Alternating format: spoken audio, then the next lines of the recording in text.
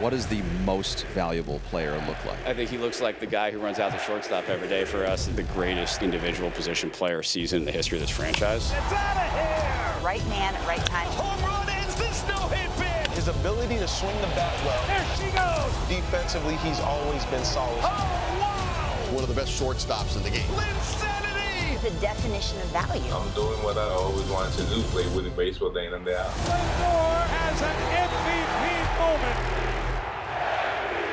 Yeah, you heard those chants at Citi Field all season long. MVP, MVP. And it might become a reality. In a previous segment, we learned Francisco Lindor is a finalist for National League Most Valuable Player, and you see why. Playing the important position of shortstop, the leader of the Mets had these gaudy offensive numbers, and Francisco Lindor kind of to join us now on MLB Network.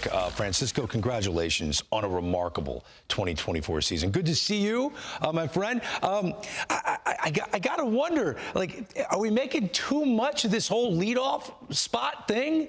I mean, is it just like a psychological thing? It's just a coincidence? Because once you went to that spot, you were arguably the best player in baseball, Francisco. I think it might be a little bit of both. I mean, it might be a little bit of coincidence, and it might be a little bit of feeling comfortable as well. I feel very comfortable in the little spot. I love getting the team going. I love creating momentum for our team. So that might have something to do with it, and coincidence as well. You know how baseball is. All of a sudden you put something clicks and you take off.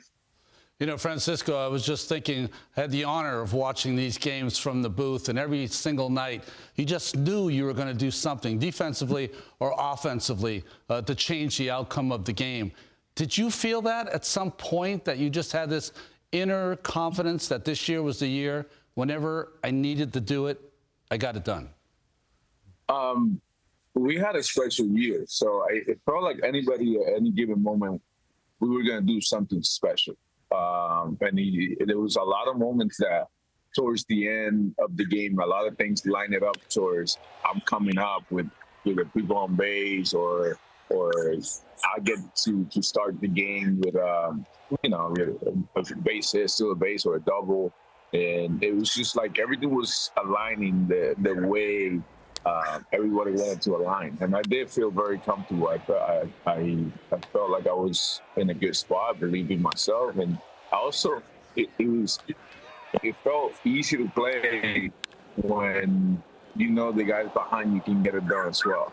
Francisco, can we talk defense? Because I know that's close to your heart, right? Yeah, please.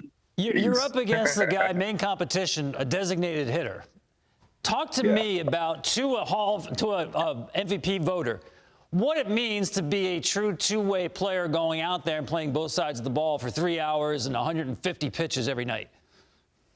Yeah, well, I love taking hits away. I love whenever I always have the conversation with pitchers when they're working as hard as they can to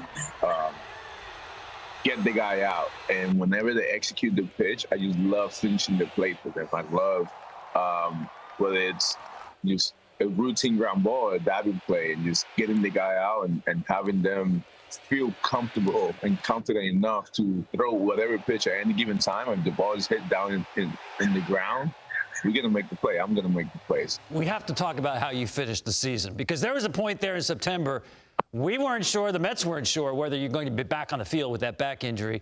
And when you did come back, man, you were in the middle of everything. The Mets are not in the postseason without you, especially the home run in Atlanta.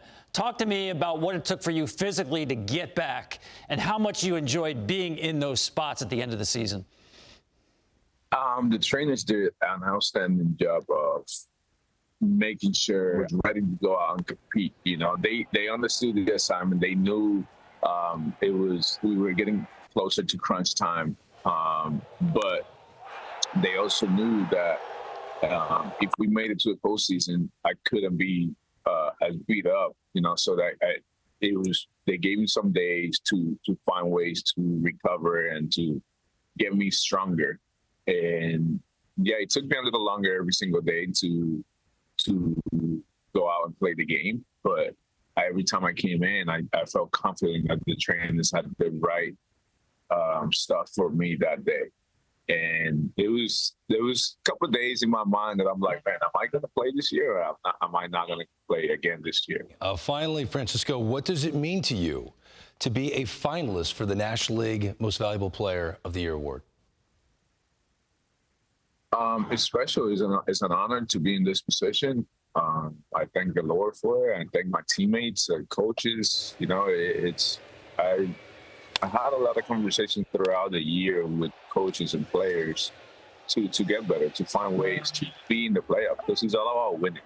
We're trying to play winning baseball the whole entire year, and it leads to things like this, to moments like the one I'm having today, where I'm a finalist for MVP. You know, it's you can only dream of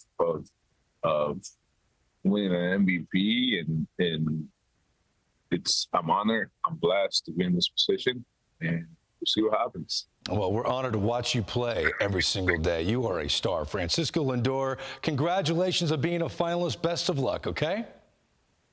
Thank you. Appreciate it.